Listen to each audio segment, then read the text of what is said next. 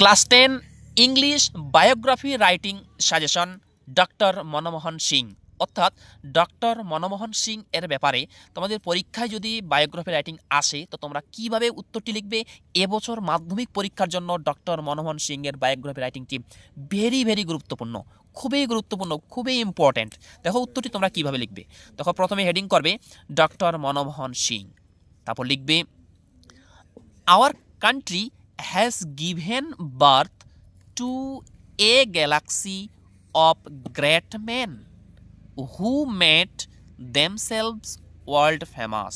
অর্থাৎ আমাদের দেশ অনেক মহান ব্যক্তির জন্ম দিয়েছেন যারা এই পৃথিবীটাকে বিখ্যাত করেছেন। Full stop. Doctor Manmohan Singh is one of them. আর ডক্টর মনমোহন সিং হলেন তাদের মধ্যে একজন। Full stop. তারপর লিখবি he was an Indian economist, মানে সে ছিল একজন ভারতীয় অর্থনীতিবিদ, অ্যান্ড পলিটিশিয়ান, এবং পলিটিশিয়ান মানে কি তোমার হচ্ছে রাজনৈতিকবিদ।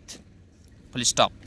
তারপর দেখো he was the 13th prime minister of India, মানে সে ছিল ভারতের 13তম প্রধানমন্ত্রী। তারপর কি লিখবে দেখো, তারপর লিখবে he was born on 26th September in 1932 at Punjab in Pakistan. অর্থাৎ সে জন্মগ্রহণ করেন পাকিস্তানের পাঞ্জাবতে 1932 খ্রিস্টাব্দের সেপ্টেম্বরের 26 তারিখে সে জন্মগ্রহণ করেন বা তিনি জন্মগ্রহণ করেন।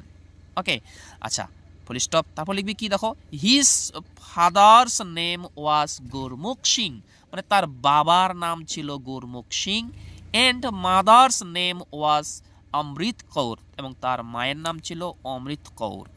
তারপর দেখো তারপরে উত্তরটি তোমরা কিভাবে লিখবে। যদি ভিডিওটি ভালো লাগে ভিডিও একটি লাইক করো, এবং তোমরা যারা চ্যানেল নতুন এরকম অধ্যায়ভিত্তিক প্রশ্ন উত্তর সাজেশন পাওয়ার জন্য আমার চ্যানেলের সঙ্গে যুক্ত থাকবে। নেক্সট দেখো এবার লিখবে হি completed his education from Hindu college and Punjab university. অর্থাৎ সে তার পড়াশোনা হিন্দু কলেজ থেকে সম্পূর্ণ করেন এবং পাঞ্জাব ইউনিভার্সিটি থেকে সে তার পড়াশোনা সম্পন্ন করেন। Full stop. হি বিকেম, মানে তিনি হয়েছিলেন দ্য ফাইন্যান্স মিনিস্টার ইন 1991। অর্থাৎ তিনি 1991 খ্রিস্টাব্দে ফাইন্যান্স মিনিস্টার হয়েছিলেন।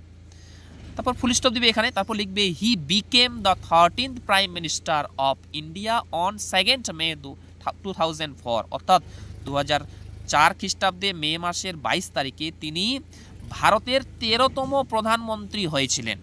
ওকে, আচ্ছা তারপর দেখো এগেইন ইন 2009, মানে 2009 খ্রিস্টাব্দে আরেকবার হি বিকেম, মানে তিনি হয়েছিলেন দ্য প্রাইম মিনিস্টার, তিনি আরেকবার প্রাইম মিনিস্টার হয়েছিলেন।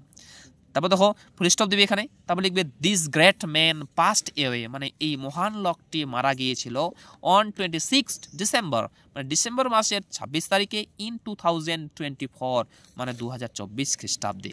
উই রেসপেক্ট, মানে আমরা সম্মান করি হিজ ইন্টেলিজেন্স, মানে তার বুদ্ধিমত্তা, অ্যান্ড এক্সপেরিয়েন্স, মানে এবং তার অভিজ্ঞতাকে।